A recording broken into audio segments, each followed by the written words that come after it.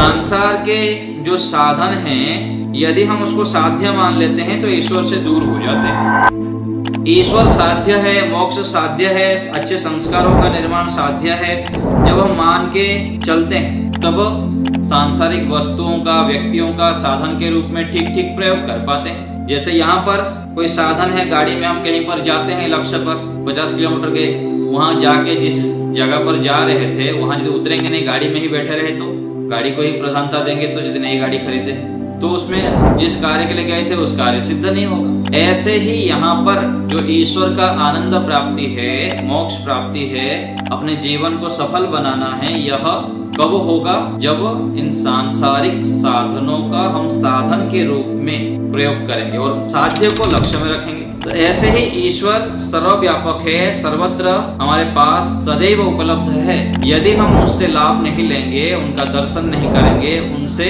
संबंध नहीं जोड़ते हैं तो बहुत बड़ी हानि है। सुख की वृष्टि किसके ऊपर होती है? सुख हमको चाहिए और सभी आत्माओं को सुख की इच्छा होती है। तो किसके ऊपर सुख की वृष्टि होती है और किसके ऊपर नहीं? एक मंत्र है, शन्नो देवी रभिष्टय आपो भवन्तु पीतये संयोरभि स्रवन्तु नः। इस मंत्र में कहा गया कि परमात्मा हमें सांसारिक सुख, अभिष्टि और पीति, मोक्ष सुख को दीजिए और हमारे ऊपर संयोह सुख की अभिस्रवन्तु, चारों ओर से वृष्टि कीजिए। जैसे बारिश में भीग जाते हैं हम, सर्वत्र बारिश जल की बूंद गिरता रहता है, ऐसे ही परमात्मा की सुख की वृष्टि निरंतर हो रहा है। हम उस वृष्टि को, उस सुख को कितना जान पाते हैं, कितना प्राप्त कर पाते हैं और किनके ऊपर परमात्मा सुख की वृष्टि करते हैं? क्या हम कभी इस सुख को प्राप्त किए हैं? हमारे ऊपर सुख की वृष्टि हुई है? विचार करें। यदि नहीं हुई है तो क्या कारण है? किस लिए हमारे ऊपर सुख की वृष्टि नहीं हो रही है? ये विचारणीय है। सांसारिक जो सुख है, ऋषियों ने इसको कहे कि दुख मिश्रित है, दुख ही दुख है। दर्शनों में आता है दुख बहुल संसार हेयः, संसार दुख के बहुलता से युक्त है, इसलिए यहाँ छोड़ने योग्य है। दुखम एव सर्वम विवेकिनः, विवेकी व्यक्ति के लिए यहाँ संसार दुख ही दुख है। यदि हमको दुख ही दुख नहीं लग रहा है मानसिक रूप में, तो हम अविवेक से युक्त है, अज्ञान से युक्त हैं। तो ऋषियों की दृष्टि, विवेक की दृष्टि, तत्वज्ञान की दृष्टि होगा तो संसार को दुखमय देखना होगा और ऐसे दिखने लग जाता है। जैसे यहाँ पर कोई कपड़े की दुकान पे जाके बोले कि मुझको गुलाब जामुन दीजिए आधा किलो, तो क्या वो दुकान वाला क्या सोचेगा? इसका मस्तिष्क खराब है, कम बुद्धि है, इस प्रकार से विचार करेगा। ऐसे ही संसार में हम सांसारिक वस्तुओं से सुख की इच्छा करेंगे, सुख, तृप्तिकारक सुख मिल जाए ऐसी भावना रख के यदि उसके पीछे हम दौड़ेंगे तो हम अज्ञानी कहे जाएंगे, अविवेकी कहे जाएंगे और यह हमारा भ्रांति होगी और इसके कारण हमें दुख ही दुख मिलता है और आगे भी मिलेगा। तो इस बुद्धि को हटानी पड़ेगी कि संसार में पूर्ण रूप से सुख नहीं मिल सकता और सुख की वृष्टि, सुख के सागर परमात्मा ही हैं। परमात्मा को कहा गया पूर्ण है परमात्मा। रसेन तृप्तः, परमात्मा कैसे है? रसेन तृप्त है, परिपूर्ण है। रस अर्थात आनंद से परिपूर्ण है। संसार में हम सुख ढूंढते हैं थोड़े काल के लिए, अज्ञानता के कारण, भ्रांति के कारण, मिथ्या ज्ञान के कारण हमें सुख दिखाई देता है सांसारिक वस्तुओं में, व्यक्तियों में, लेकिन कुछ सालों के बाद नशा उतर जाता है। चाहे कोई भी भौतिक वस्तु देखिए, घर देखिए, साधन देखिए, व्यक्ति देखिए, थोड़े काल के लिए व्यक्ति उसमें ओतप्रोत हो जाता है। मैं सुख के सागर में डूब गया ऐसे लगता है, विवाह करते समय लगता है कि 7 जन्मों के साथी ऐसा लगता है, और ऐसे ही घर बन गया तो सोचते हैं कि बहुत जीवन सार्थक हो गया। आदि आदि प्रत्येक जगह पर सांसारिक वस्तुओं में हम देखेंगे तो कुछ काल के लिए तो सुख की वृष्टि का अनुभव होती है, बहुत कुछ कृतकृत्य हो गया, जीवन सफल हो गया ऐसा लगता है, लेकिन यह रहने वाला नहीं, रहता भी नहीं है। ये सबका अनुभव है, स्थायी अनुभव है। तो जिसके ऊपर भक्ति का नशा चढ़ जाता है, ईश्वर में प्रेम हो जाता है, ईश्वर का नशा चढ़ जाता है, ईश्वर के प्रति समर्पण, ध्यान, साधना आदि में करने लग जाते हैं, वह उतरता नहीं है, क्योंकि यह स्थायी है, परमानेंट है, इसमें दुख मिश्रित नहीं, दुख मिश्रित नहीं है। संसार के दुख तो मिश्रित है, संसार के सुख में दुख मिश्रित है, लेकिन परमात्मा का सुख, भक्ति का सुख जो है, सुख ही सुख है, इसमें कोई मिलावटी नहीं है। एक तो मिलावटी है और दूसरा शुद्ध है, प्योर है। तो ईश्वर का जो सुख है, ऋषियों ने बताया कि प्योर है, पूरा शुद्ध है, बिल्कुल इसमें कोई हानि नहीं होगी आपकी। इसी जीवन में भी आपको सुख मिलेगा और आगे जन्मों जन्मों तक भी आपको सुख ही मिलेगा। एक भजन में गाया जाता है कि परमात्मा के सभी गीत गाओ तो आवागमन से सब छूट जाए। वो आनंद घन है, दुखियों का साथी, श्रुति जगधाधार है, उसी को बताती, अजर है अमर है, शरण उसके आओ तो आवागमन से सब छूट जाओ। तो इस भजन में कहा गया परमात्मा आनंद घन है, आनंद से परिपूर्ण है, पूर्ण रूप से आनंद उसमें है, कोई कमी नहीं है। कोई कमी ढूंढेगा तो भी नहीं मिलेगा, यदि ज्ञान पूर्वक ढूंढे, विवेक पूर्वक ढूंढे।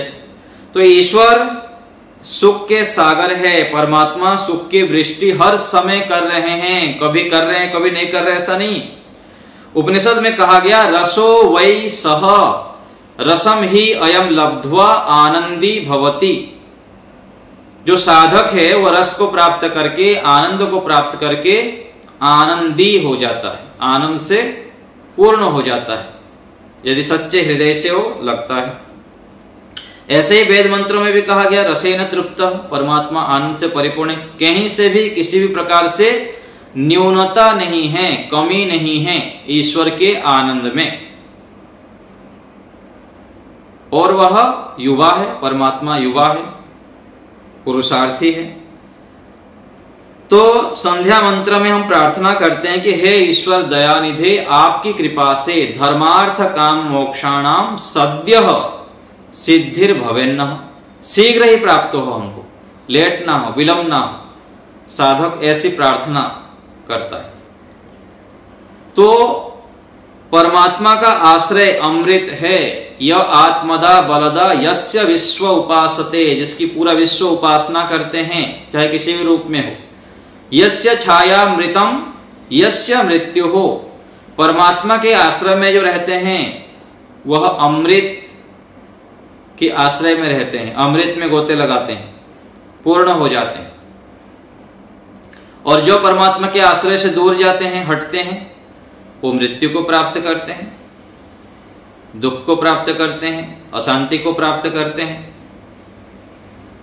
तो परमात्मा का जो आश्रय है वो अमृत है, इसको हमें समझना है। और ये कैसे होता है? तो कह रहे कस्मै देवाय हविषा विधेमा, जो आत्मा आदि को दान करते हैं, अपने स्वार्थ को त्यागते हैं, अपने आप को पूर्ण रूप से परमात्मा को समर्पित कर देते हैं। यहां संसार में हम देखते हैं अलग अलग व्यक्तियों को हम समर्पित हो जाते हैं, वस्तुओं को समर्पित हो जाते हैं, उनके लिए ही पूरा जीवन लगा देते हैं। तो यहां जब किसी व्यक्ति को हम समर्पण करते हैं, सामान्य मनुष्य को, तो उनसे भी हमको सुख मिलता है।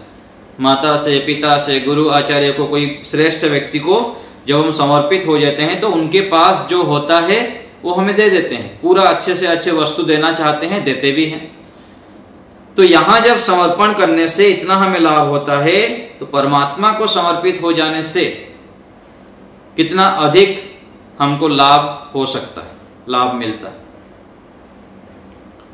इसलिए कहा गया कि याम मेधाम देवगणाः पितरश्चोपासते, जैसे ऋषियों की बुद्धि है, अनुभवी व्यक्तियों की बुद्धि रही, ऐसे बुद्धि से हम युक्त हो जाए और आज ही हो जाए। इतनी तीव्रता, इतना तड़प ईश्वर के प्रति चाहिए। तो समर्पण बहुत अधिक आवश्यक है।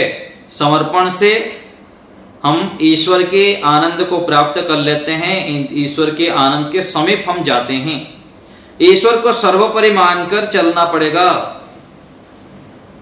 और यह ज्ञान को हमें स्पष्ट करना पड़ेगा कि वास्तव में ईश्वर को समर्पित होने पर, ईश्वर के शरण में जाने पर लाभ होता है, हमारा जीवन सार्थक होता है। तो ईश्वर पूर्ण रूप से समर्थ हैं आनंद को देने में, हमारे जीवन को बदलने में। हम जब तक ईश्वर के विषय में मन मस्तिष्क में अच्छी प्रकार बिठा नहीं देते हैं, हमको पूर्ण रूप से समझ नहीं आ जाता है, तब हम ईश्वर के अनुग्रह से, ईश्वर के आशीष से, ईश्वर की कृपा से दूर रहते हैं और तब इसीलिए हम दुखी रहते हैं, हताश, निराश, उदास रहते हैं। एक मंत्र में कहा गया, अग्न आयाहि वीतये गृणानो हव्य दातये निहोता सत्से बर्हेषि। हे परमात्मा, आप मेरे हृदय में आकर बैठ जाइए। हे अग्नि परमात्मा, ईश्वर कब आके बैठेंगे हमारे हृदय में? कब बैठेंगे? हम किसी के घर में जाते हैं तो कब बैठना चाहते हैं? जब परिवेश ठीक होता है, वातावरण शुद्ध होता है, अच्छे व्यवहार करते हैं, तब उनके पास बैठते हैं, वहां जाना चाहते हैं। तो हम जब शुद्ध हो जाते हैं, अपने अंतःकरण को पवित्र करते हैं, स्वच्छ करते हैं, तो परमात्मा के दिव्य आनंद की प्राप्ति होती है और परमात्मा का जो उपस्थिति हर समय हमारे पास है उसको अनुभव कर पाते हैं। तो अपने आप को यम नियम आदि के पालन से शुद्ध करना पड़ता है, तपस्या करनी पड़ती है, स्थिर करना पड़ता है, तब जो ईश्वर का आनंद निरंतर बरस रहा है वह हमें प्राप्त होता है। और प्रारंभ में धीरे धीरे पता लगता है, थोड़ा बहुत पता लगता है, लेकिन आगे चलकर धीरे धीरे यह स्पष्ट हो जाता है, स्पष्ट हो जाता है। संसार के जो साधन हैं, यदि हम उसको साध्य मान लेते हैं तो ईश्वर से दूर हो जाते हैं। ईश्वर साध्य है, मोक्ष साध्य है, अच्छे संस्कारों का निर्माण साध्य है। जब हम मान के चलते हैं तब सांसारिक वस्तुओं का, व्यक्तियों का साधन के रूप में ठीक ठीक प्रयोग कर पाते हैं। जैसे यहाँ पर कोई साधन है, गाड़ी में हम कहीं पर जाते हैं लक्ष्य पर 50 किलोमीटर के, वहां जाके जिस जगह पर जा रहे थे वहां यदि उतरेंगे नहीं, गाड़ी में ही बैठे रहे तो गाड़ी को ही प्रधानता देंगे, तो यदि नई गाड़ी खरीदे तो उसमें जिस कार्य के लिए गए थे उस कार्य सिद्ध नहीं होगा। ऐसे ही यहाँ पर जो ईश्वर का आनंद प्राप्ति है, मोक्ष प्राप्ति है, अपने जीवन को सफल बनाना है, यह कब होगा? जब इन सांसारिक साधनों का हम साधन के रूप में प्रयोग करेंगे और साध्य को लक्ष्य में रखेंगे और साध्य को भूल जाएंगे तो यहां पर हम गौण कार्य में, सामान्य कार्य में, छोटे कार्य में लग जाएंगे और अपने समय, सामर्थ्य आदि को व्यर्थ कर देंगे। तो ईश्वर को हम समझें, ईश्वर ही प्राप्तव्य है, इसको हम भूलें ना। अज्ञानता के कारण हम भूल जाते हैं ईश्वर को उपस्थित नहीं रख पाते हैं। इसीलिए हम दुख की वृष्टि में गोता लगाते रहते हैं, हम दुख में ही डुबकी लगाते रहते हैं।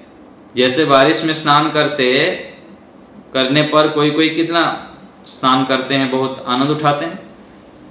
ऐसे ही व्यक्ति जब ईश्वर के आनंद से दूर होगा तो दुख, कष्ट, बाधाएं, रोग, समस्याओं से ग्रसित हो जाता है। उसी में ही रहते हुए सोचता है कि मेरा जीवन तो व्यर्थ हो गया, मैं तो कुछ नहीं कर पा रहा हूं, मैं कुछ नहीं कर सकता, आदि हताश, उदास हो जाता है, निराश हो जाता है। वेदों को पढ़ने से, ऋषियों के सानिध्य में जाने से पता लगता है कि कितना सुख है यहाँ पर। यदि बुद्धिमत्ता पूर्वक व्यक्ति चले तो सुख ही सुख मिल सकता है। इसी को ही तो भजन में हम गाते हैं, आनंद स्रोत बह रहा तो क्यों उदास है, अचरचे जल में रहकर भी मछली को प्यास है। तो हर समय परमात्मा का आनंद बरस रहा है। कबीर जी की दोहा में भी आता है, पानी में मीन प्यासी रे मुहि सुनी सुनी आवत हासी। जल के अंदर रह के भी यदि मछली प्यास रहे तो क्या कहेंगे। तो ऐसे ही ईश्वर सर्वव्यापक है, सर्वत्र हमारे पास सदैव उपलब्ध है। यदि हम उससे लाभ नहीं लेंगे, उनका दर्शन नहीं करेंगे, उनसे संबंध नहीं जोड़ते हैं तो बहुत बड़ी हानि है। इसके लिए ऋतंभरा प्रज्ञा, तत्वज्ञान उत्पन्न करना पड़ेगा। घोर तपस्या करके जब हम अपने अंतःकरण को पवित्र करते हैं, शुद्ध करते हैं, तब ईश्वर के आनंद को पा लेते हैं और पा सकते हैं, सुख के अनुभव कर सकते हैं। यदि ये सबके लिए प्राप्तव्य है, हम असंभव मान लेंगे, मैं तो ईश्वर की अनुभूति नहीं कर सकता, अथवा मैं जो दुख कष्ट बाधाएं हैं उनको दूर नहीं कर सकता, यह यदि मान लेंगे तो उसी में ही समय बर्बाद कर लेंगे। तो उपनिषद में कहा गया है, परमात्मा स्वाभाविकी ज्ञान बल क्रियाच। परमात्मा क्या है? ज्ञानवान है, बलवान है और क्रिया से युक्त है। और परमात्मा को प्राप्त करने के लिए हमें भी ज्ञानवान होना पड़ेगा, बलवान होना पड़ेगा और क्रियाशील। नहीं ज्ञानेन सदृशम पवित्रम यह विद्यते, भगवद गीता में आता है। ज्ञान से पवित्र यहां कुछ भी नहीं। शुद्ध ज्ञान के माध्यम से व्यक्ति पहाड़ के समान दुख आने पर भी घबराता नहीं है, हर परिस्थिति में आनंद उत्साह निर्भयता से युक्त रहता है, पराक्रम शूरवीरता से युक्त रहता है। और जो इनको पता नहीं है जिसको, वो हताश निराश रहेगा, उत्साह उमंग पराक्रम आदि से बहुत दूर रहता है। कभी कभी मिल गया किसी परिस्थिति में, नहीं तो सालों साल तक इन सब से व्यक्ति हीन रहता है। क्यों? क्योंकि शुद्ध ज्ञान नहीं है, विवेक नहीं है। तपस्या के माध्यम से परोपकार, सेवा, दया, दान की उत्कृष्टता, दिव्यता जीवन में ना होने से व्यक्ति ज्ञान से शून्य हो जाता है। और बल, उपनिषद में कहा गया, न अयम आत्मा बलहीनेन लभ्य। जो आत्मा परमात्मा का ज्ञान है, जो बलहीन है, कमजोर है, दीनहीन, दुखी, दरिद्र है, उनको नहीं मिलता है। ज्ञान के साथ साथ बल भी चाहिए, बलवान होना पड़ेगा, अच्छे खान पान करनी पड़ेगी, ब्रह्मचर्य का पालन करना पड़ेगा, शूरवीर बनना पड़ेगा। शरीर स्वस्थ नहीं रहेगा तो आप कैसे ध्यान करेंगे, कैसे लंबा जप करेंगे, कैसे सेवा परोपकार दान आदि करेंगे। इसलिए शरीर की अवमानना नहीं करना चाहिए। पहले शारीरिक, आत्मिक वीर, सामाजिक बल की वृद्धि करनी चाहिए। शरीर को अनदेखा करना बहुत बड़ी हानि है। तो परमात्मा ज्ञानवान है, बलवान है और क्रियाशील है। हम क्रियाशील रहें, जीवन में हमारे गति हो, उत्साह उमंग पराक्रम हो, गतिशील हम बने, हर समय कोई ना कोई कार्य में लगे रहें, अच्छे अच्छे कार्य में लगे। कैसे मैं अधिक से अधिक सेवा कर सकता हूं, परोपकार कर सकता हूं, समाज राष्ट्र के लिए क्या कर सकता हूं, यह सदैव विचार करते रहें। पुरुषार्थी स्वभाव बना दे, परोपकारी प्रिय हम बन जाए। जो परोपकारी होता है, सेवा भावी होता है, वही ईश्वर को प्राप्त करता है। और ईश्वर भक्त जब होता है तो राष्ट्र भक्त भी बन जाता है। भजन की पंक्तियां क्या कह रहा है? मैं नहीं मेरा नहीं यह तन किसी का है दिया, मैं नहीं मेरा नहीं यह धन किसी का है दिया, जो कुछ अपने पास है वह है किसी का है दिया, वह भी है किसी का है दिया। तो परमात्मा को यदि हम सर्वोपरि मान लेते हैं तो व्यक्ति तो दिया हुआ मान के उसको फिर समाज राष्ट्र के लिए प्रयोग करता है। भगवान मेरा जीवन संसार के लिए हो, यह जिंदगी हो लेकिन उपकार के लिए हो। मैं क्या कर सकता हूं उपकार, समाज के लिए, राष्ट्र के लिए। ईश्वर भक्त कभी शांत नहीं रह सकता। देश के लिए जिए, समाज के लिए जिए, धड़कने और श्वास हो मातृभूमि के लिए। साधक व्यक्ति अपने आप को पूरा मातृभूमि के लिए, देश समाज के लिए झोंक देता है, सौंप देता है, एक एक क्षण सजग सावधान रहता है। ऐसे जब दिव्य भावना उत्कृष्ट भावना से हम ओतप्रोत होंगे, तब जाके सुख की वृष्टि होगी। संकुचित मानसिकता से, मनोवृत्ति से, स्वार्थ प्रवृत्ति होने पर हम सुख से, आनंद से, उत्साह से बहुत दूर रहेंगे, सालों साल तक रहेंगे, जब तक हम इन सब दिव्य गुणों को धारण नहीं करेंगे। अपने हृदय को विशाल बनाना पड़ेगा, पवित्र करना पड़ेगा, दिव्यता से परिपूर्ण करना पड़ता है, तब फिर देखिए कितना आनंद हो जाता है जीवन, उत्सव बन जाता है जीवन। व्यक्ति विषाद से युक्त होकर जीवन को रोगी से युक्त कर कर आदि आदि जितने भी समस्याएं हैं उनसे घिरा रहता है। क्यों इन समस्याओं से घिरा रहता है? क्योंकि वह अपने जीवन को क्रियाशील नहीं किया, आलस्य बनकर पड़ा रहा, अपने कर्तव्य कर्मों को ठीक ठीक नहीं किया। कर्तव्य कर्मों को जब व्यक्ति ठीक ठीक करता रहता है, बढ़ चढ़कर करता है, एक्स्ट्रा ऑर्डिनरी कुछ विशेष करके दिखाता है, वही कार्य को देखिए एक व्यक्ति ऐसे ही ढीला ढाला होकर करता है और दूसरे व्यक्ति पूरा उत्कृष्ट ढंग से करता है। गुरुकुलों में देखिए क्या स्थितियां बनती है।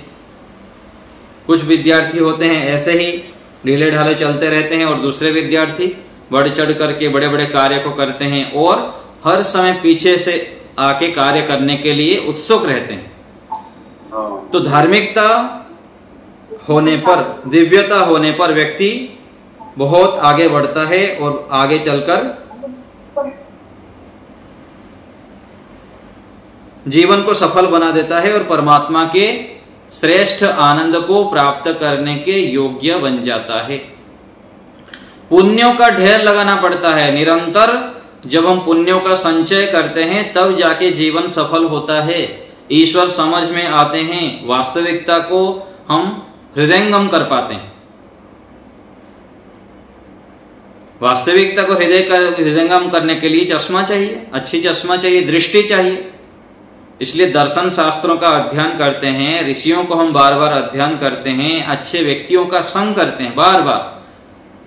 संगति हमारा दिव्य होने पर हमें श्रेष्ठ जानकारी मिलती है, सीखने को, जानने को, हमारी दृष्टि दिव्य हो जाती है।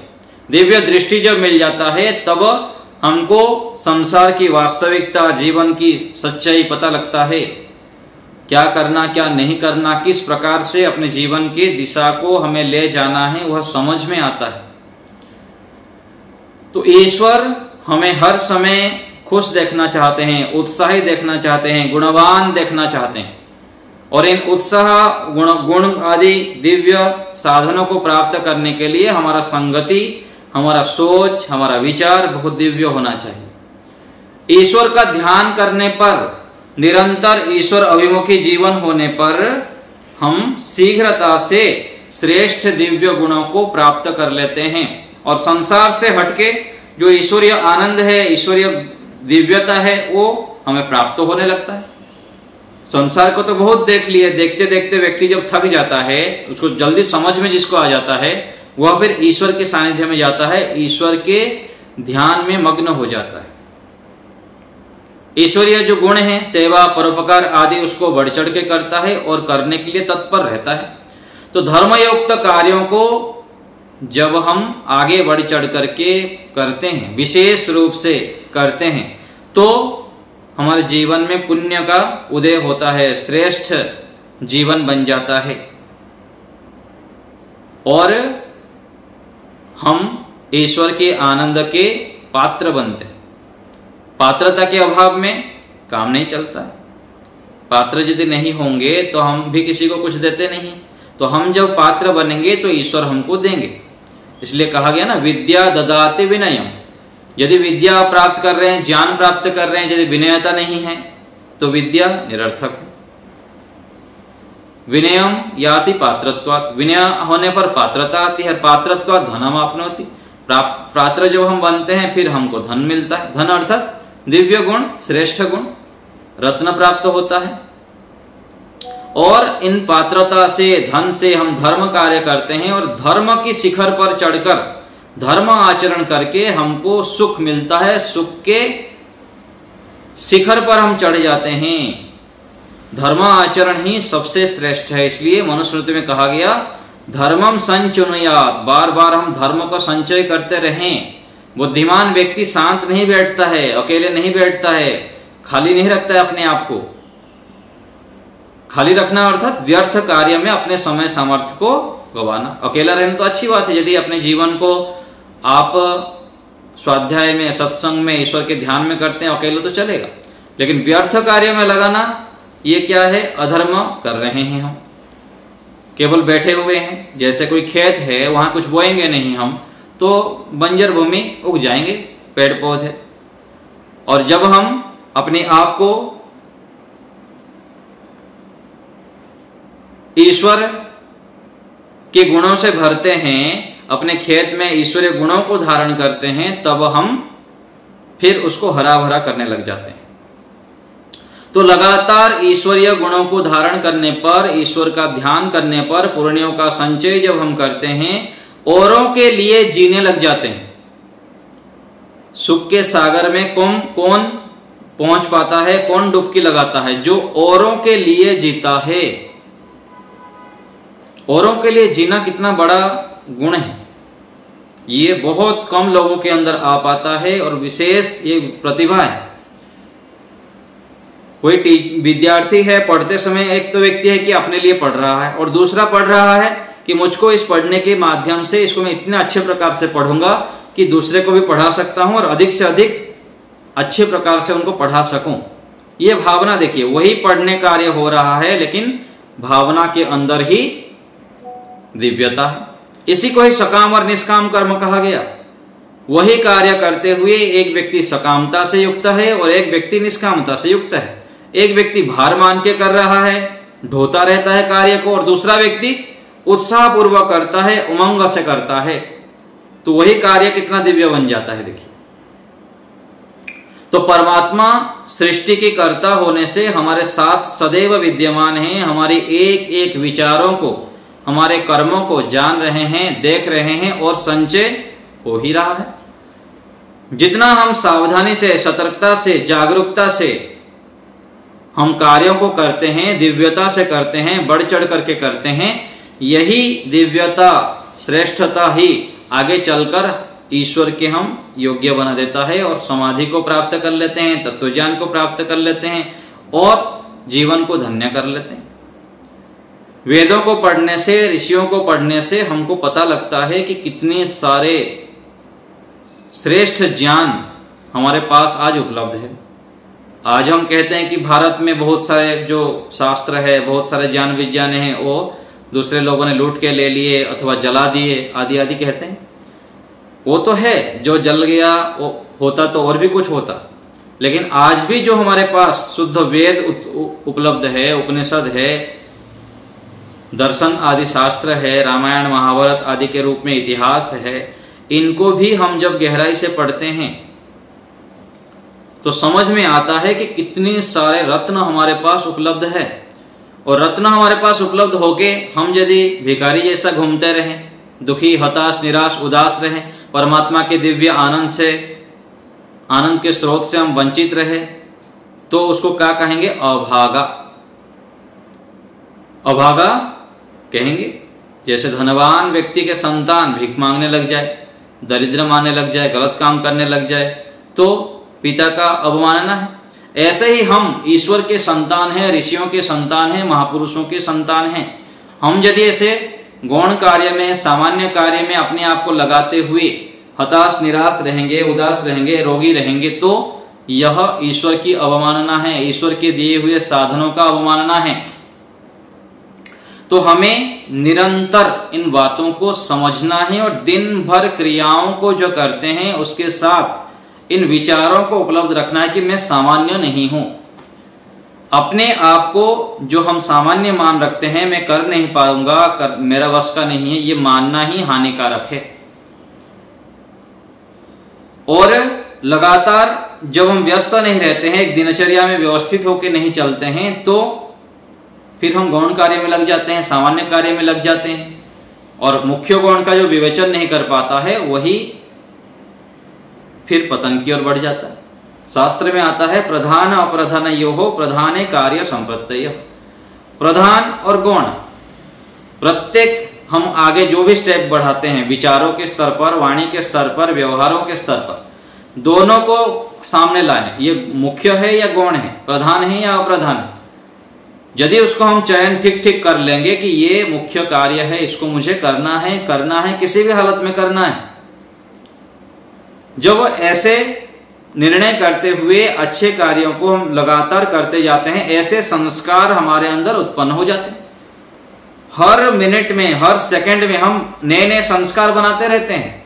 हम बैठे हुए हैं शांत, तब भी संस्कार बना रहे, मानसिक संस्कार। मन से, वाणी से, शरीर से हर समय हम क्रिया करते हैं। और कृत, कारित, अनुमोदित, 3 प्रकार से कर्म करते हैं। स्वयं भी करते हैं, दूसरे से कराते हैं, और तीसरे जो कर रहा है उसको हम अनुमोदित भी करते हैं। तो बहुत सावधानी से चलना पड़ता है यहां पर। मान लीजिए स्वयं भी नहीं कर रहे हैं, दूसरा कोई कर रहा है, उसको रोक नहीं रहे हैं, आपके अंदर अधिकार है, तो भी आपके अंदर पाप लग जाएगा। और कोई कुछ कर रहा है, अच्छे अथवा बुरे कार्य, आप उसमें अनुमोदित कर दिए, विचार कर लिए कि चलो ये अच्छा कर रहा है, बुरा कर रहा है, वो भी हमारा कर्म का हिस्सा बन जाता है। और दूसरे तरफ यदि हम स्वयं अच्छे कार्य कर रहे हैं, यज्ञ कर रहे हैं, दान कर रहे हैं, सेवा कर रहे हैं, परोपकार कर रहे हैं, स्वयं कर रहे हैं और दूसरे से फिर करवा रहे हैं, तीसरे कोई कर रहा है उसको हम अच्छा मान रहे हैं, तो भी हमारा पुण्य कर्माशय बढ़ता रहता है। धर्मयुक्त कार्य हम कर रहे हैं। तो बुद्धिमान व्यक्ति लगातार इस प्रकार सावधान होते हुए मन से, वाणी से, शरीर से, स्वयं करते हुए, दूसरे से करवाते हुए और तीसरे जो कर रहे हैं उसको अनुमोदित करते हुए पुण्य कर्मों का संचय करता रहता है। और पुण्य कमाना ही यहां पर बुद्धिमत्ता है। धर्म कमाना, न्याय कमाना, सत्य आचरण करना ही यहां श्रेष्ठता है, दिव्यता है। तो ईश्वर आनंद का वर्षा निरंतर कर रहे हैं, आनंद स्रोत बह रहा है। बस ज्ञान की चक्षु हमें खोलना है, ज्ञान की दृष्टि खोलनी है।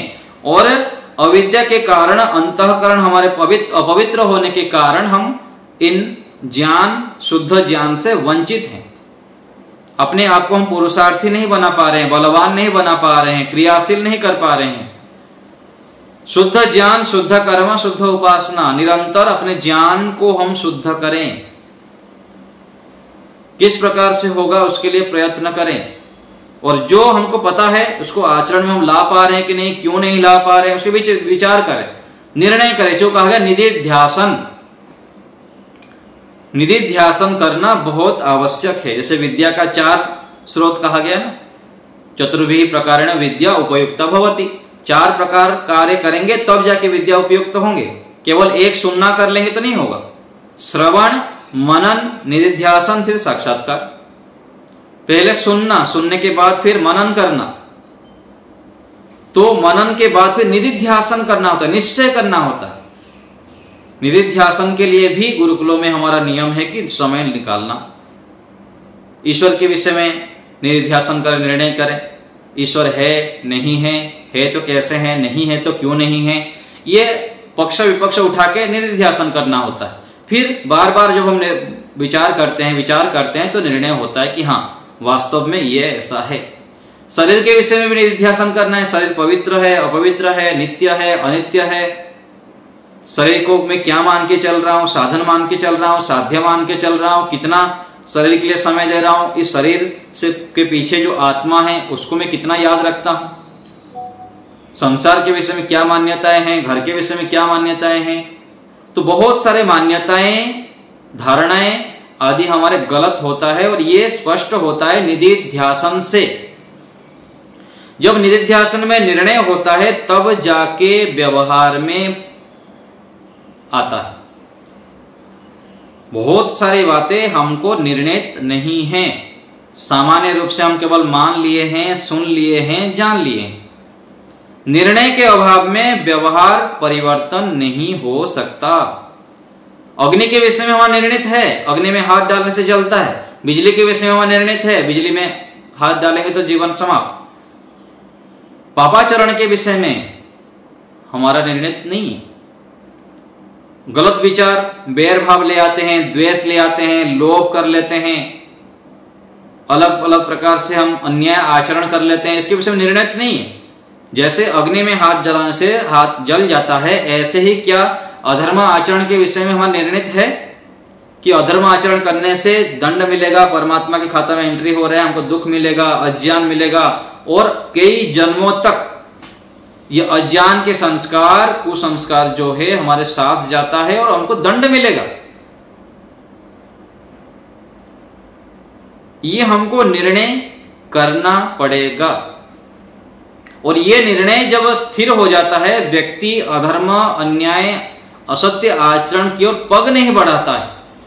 और जब पग नहीं बढ़ाता है, सावधान रहता है, बहुत शुद्ध हो जाता है, पवित्र हो जाता है, तब ईश्वरीय आनंद की वृष्टि के पात्र बनता है।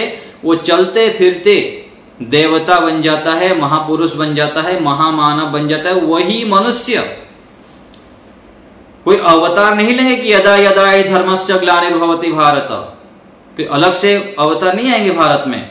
इसी में से ही हम ही जब दिव्यताओं को बढ़ाते हैं, श्रेष्ठताओं को बढ़ाते हैं, पवित्र बन जाते हैं, तो हम मनुष्य के रूप में देव बन जाते हैं, श्रेष्ठ बन जाते हैं, दिव्य बन जाते हैं।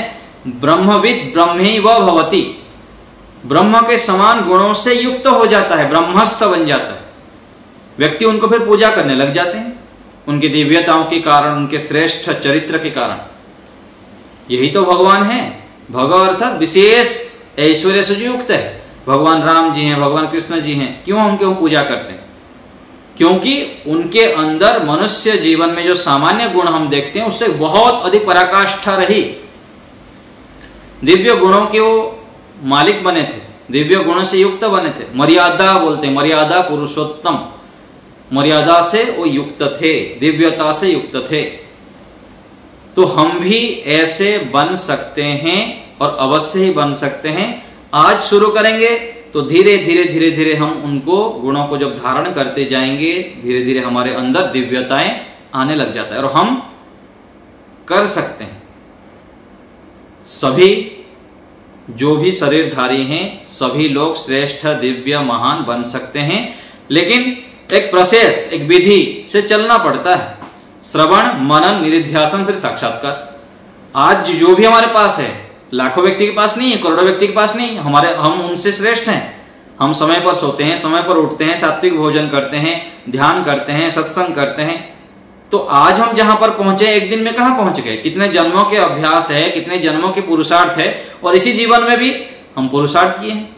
तो आज भी हम जहां पर है, लगातार पुरुषार्थ करेंगे तो हम भी स्थितप्रज्ञ बन सकते हैं, जीवन मुक्त बन सकते हैं, ऊर्ध्वरेता बन सकते हैं, अखंड ब्रह्मचर्य का पालन कर सकते हैं, यम नियम का पालन कर सकते हैं, समाधि लगा सकते हैं, ईश्वर के दिव्य आनंद के अधिकारी बन सकते हैं। हर क्षण ईश्वर की अनुभूति हमारे बुद्धि में बैठ सकता है। इसके लिए अभ्यास की दिव्यता चाहिए। हम जो भी आज हैं, अच्छे अथवा बुरे, इसके पीछे अभ्यास का ही कारण है। जैसे अभ्यास हम बनाते हैं, वैसे हम बन जाते हैं। और अभ्यास की दिव्यता, लगातार अच्छे अभ्यासों को जो हम अपने जीवन में डालते जाते हैं, वही अभ्यास के कारण हम दिव्य बन जाते हैं, महामानव बन जाते हैं। और लगातार इन श्रेष्ठ अभ्यासों को हमको बढ़ाते रहना है। तो ईश्वर सुख के सागर हैं, लगातार सुख दे रहे हैं, बस ज्ञान की चक्षु खोलने की दूरी है।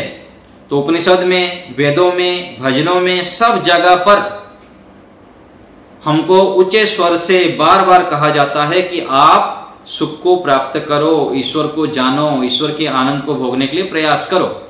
और सांसारिक जो वस्तु है, व्यक्ति है, उसको साधन के रूप में जानो।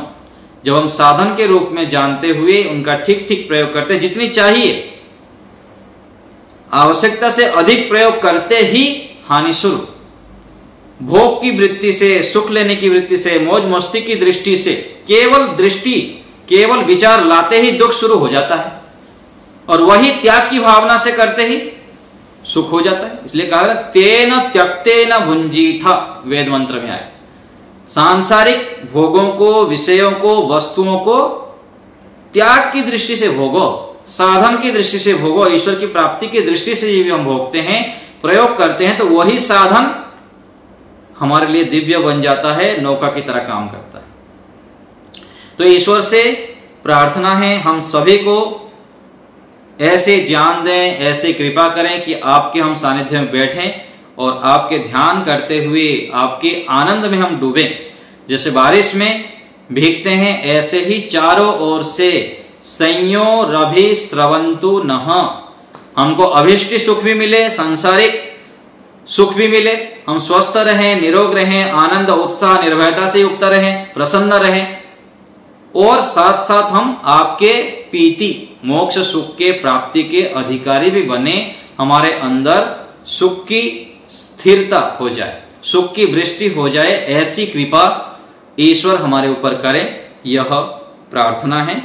तो ईश्वर के सानिध्य को प्राप्त करने पर, ईश्वर में रुचि बढ़ाने पर, लगातार ईश्वर की उपस्थिति को जब हम अनुभव करते हैं, ईश्वर आज्ञा को जानकर व्यवहार में हम जितना जितना लाते जाएंगे उतना हम सुख की ओर बढ़ते जाएंगे, और यही सुख की ओर बढ़ते बढ़ते बढ़ते एक दिन हम सुख के सागर में डुबकी लगाते हैं, ईश्वर के आनंद के अधिकारी बन जाते हैं। तो आज यही रखते हैं, एक बार ओम का उच्चारण। ओम